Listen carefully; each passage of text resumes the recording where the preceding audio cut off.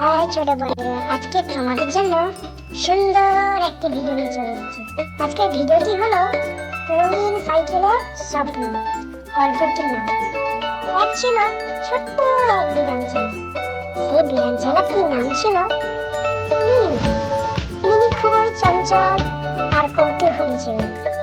সে তার মায়ের সাথে গ্রামে এক শান্ত ঘরে বাস করত। প্রতিদিন সে মাঠে গিয়ে খেলাধুলো করত। কিন্তু একদিন বিকেলে সে দেখলো মাঠের পাশে রাস্তার ধারে সে হাঁটছিল। হঠাৎ সে এক আশ্চর্য দৃশ্য দেখলো। অনেকগুলো ছোট্ট ছোট্ট বিড়াল ছিল। তারা রাস্তার উপর রঙিন সাইকেল চালাচ্ছে। কারো সাইকেলে লাল, কারো নীল, কারো হলুদ, আবার কারোর বা সবুজ। আর মজার ব্যাপার হলো এটাই যে বিড়াল ছানা সাইকেল লাল আর গায়ের রঙও লাল। যার সাইকেল নীল নীল রঙের সবাই। তাই সবাই যেন নিজেদের রঙের সাইকেলে নিয়ে আনন্দে তারা ঘুরছে এবং তারা হাসাহাসি করছে, গান গাইছে আর একে অপরের সাথে তারা রেস করছে। মিনি দাঁড়িয়ে দাঁড়িয়ে সবকিছু দেখলো এবং তার চোখ দুটো খুশিতে চকমক করছে। সে দৌড়ে গেলে বাড়ি ফিরলো। বাড়িতে গিয়ে তার মাকে বললো, মা মা, আমি আজ কি দেখেছি জানো? মা বললো, কি দেখেছো? অনেকগুলো বিড়াল ছানা রঙিন সাইকেল চালাচ্ছে। আমার একটা চাই না, প্লিজ আমাকে দাও না এনে। মা একটু নিজে এসে বললেন, বাবু, সাইকেল চালাতে আর সহজ কথা নয়। আগে তোমাকে শিখতে হবে ধৈর্য, চেষ্টা আর নিজের উপর বিশ্বাস রাখতে হবে। তারপর তুমি সাইকেল শিখতে পারবে। এই কথা শুনে আমি একটু মন খারাপ করলো, কিন্তু সে হাল ছাড়লো না কোনো মতে।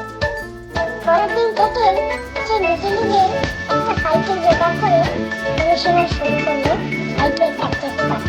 প্রথমে সে ছোট্ট ছোট্ট কাগজের উপর ভারসাম্য রাখার চেষ্টা করলো।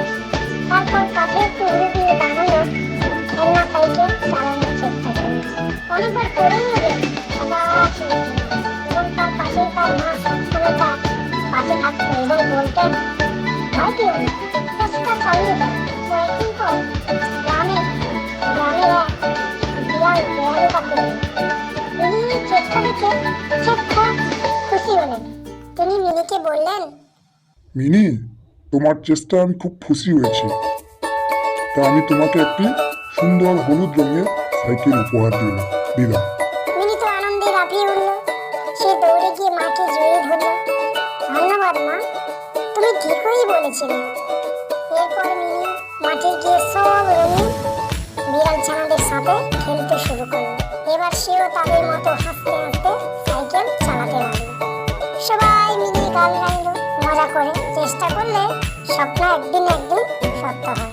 তাই ছোট বন্ধুরা, আমরা এই গল্প থেকে এটাই শিখলাম, ধৈর্য আর পরিশ্রম করলে স্বপ্ন একদিন না অবশ্যই পূরণ হয়। তো ছোট বন্ধুরা, এখানে গল্প শেষ করলাম। দেখা হচ্ছে পরবর্তী ভিডিও। তোমরা ভালো থেকো, টাটা।